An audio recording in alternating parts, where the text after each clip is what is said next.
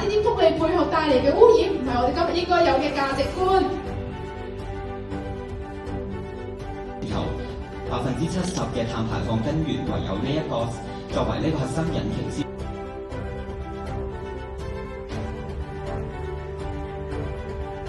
亦都係弱勢社群，由於年歲嘅增長，普遍嚟講，長者往往係各方。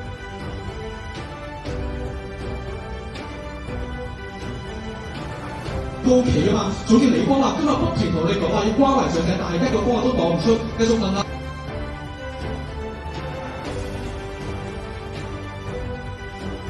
等嘅時候好大做出嚟嘅喎，有乜人知唔知啊？所以今日我哋見到咧，其實低碳經濟都。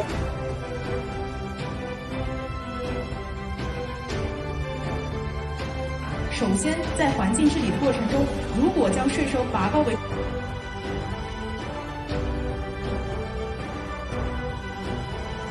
數據，2024年博彩業電費支出高達15億。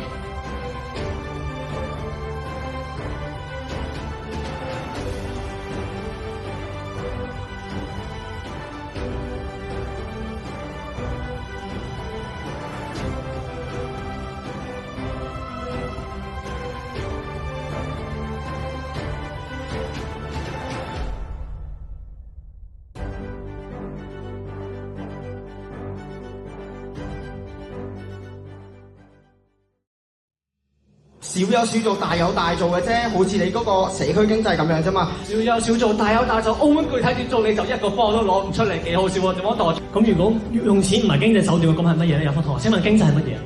經濟咪就係錢咯。但係如果你今日教育手段等等都可以話係錢嘅話，咁即係反方同學完全冇嘢打㗎咯喎。有方同學最後再問你一次，知唔知發現動物？你講到你呢個生命教育知識已經咁充足嘅時候，你知唔知發現動物屍體應該點樣做？市政署因為我接受過生命教育。方同學想問你啊，如果你話要平等嘅話，咁而家係咪全部啲葡國居民啊，或者係其他居民佢哋嚟到澳門咧，佢都要平等權利可以食到自己國家嘅嘢咧？咁係啊，確實你所有嘅葡國人嚟到澳門真係可以食到葡國菜喎。